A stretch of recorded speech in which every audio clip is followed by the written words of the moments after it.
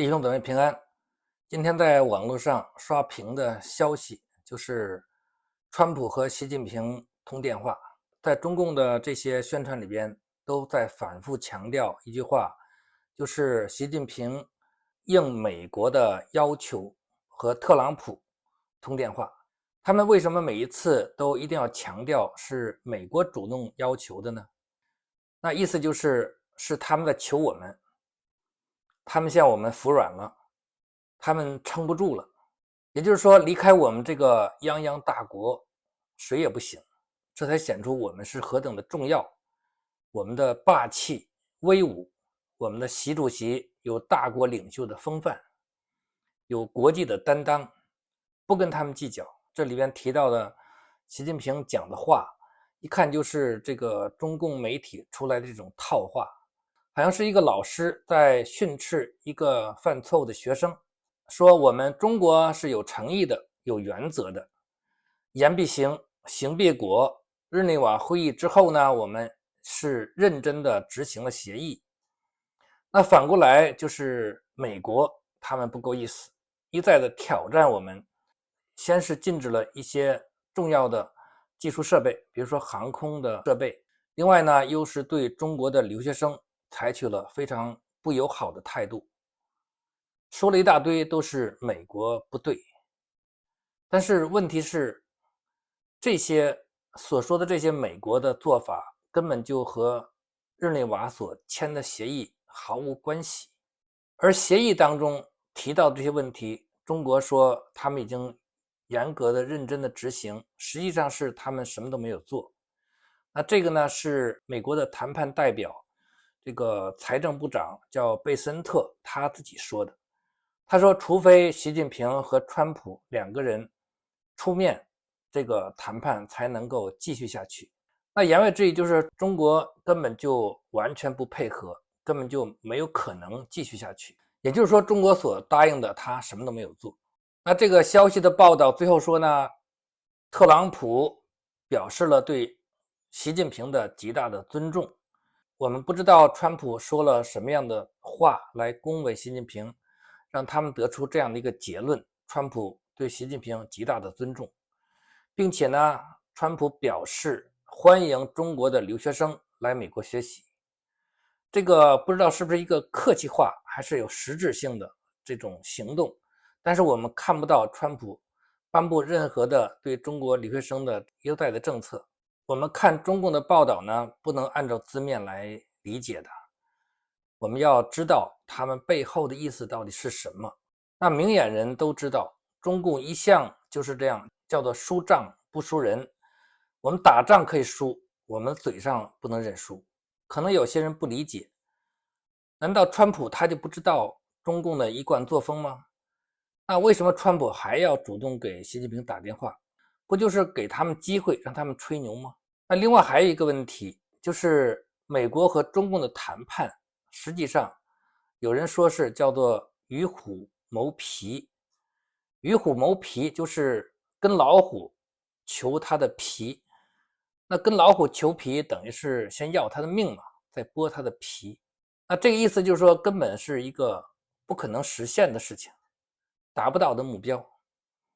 也就是说，美国和中国谈判，实际上最终的结果是不可能让美国满意的，因为美国所提出的条件，每一项都是中国完全不可能接受的。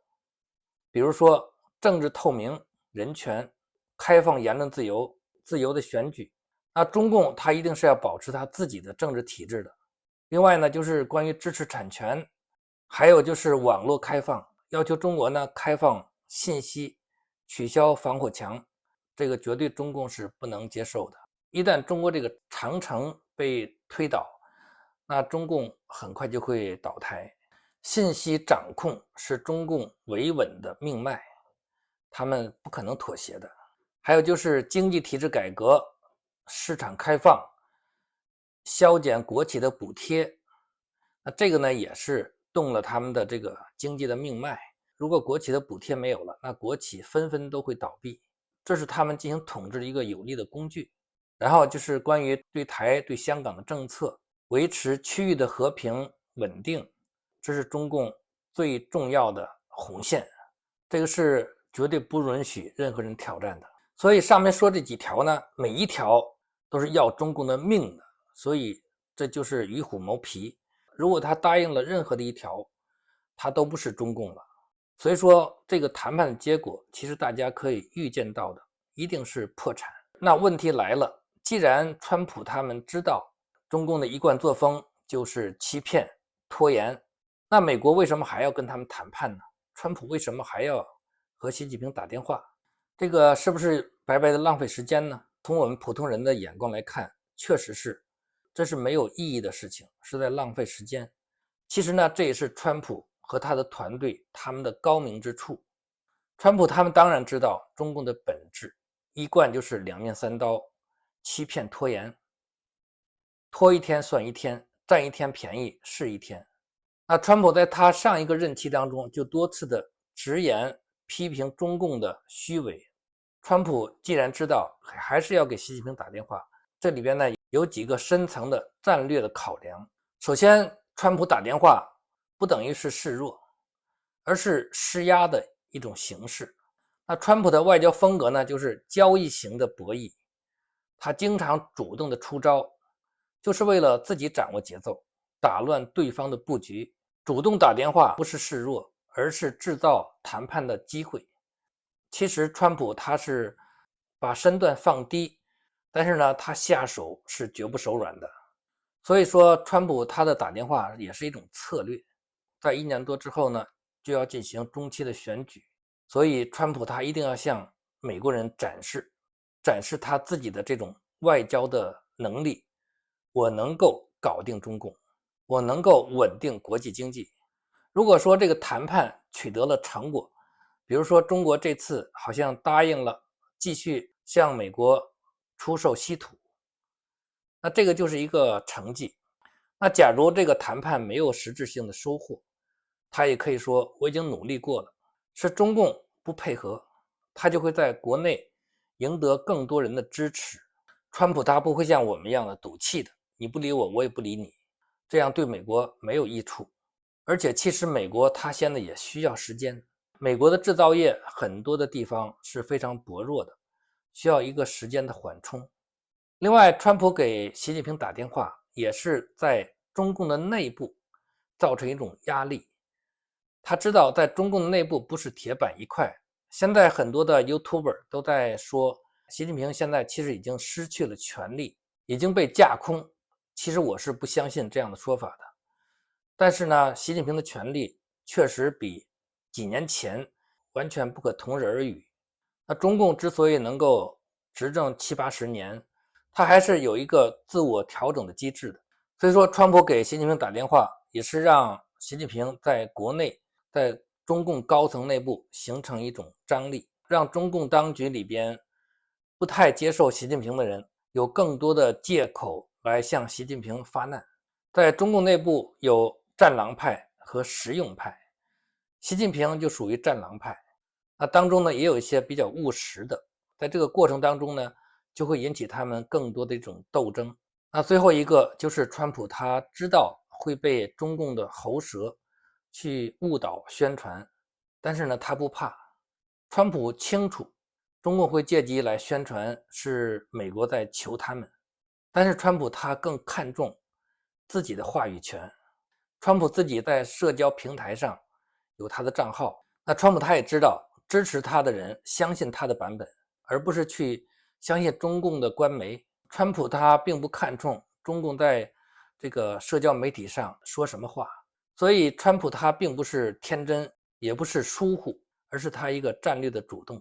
中共你不是想要面子吗？那我就给你一个面子，让你去发挥。这也是川普他的老练，他已经摸透了中共的他的底细。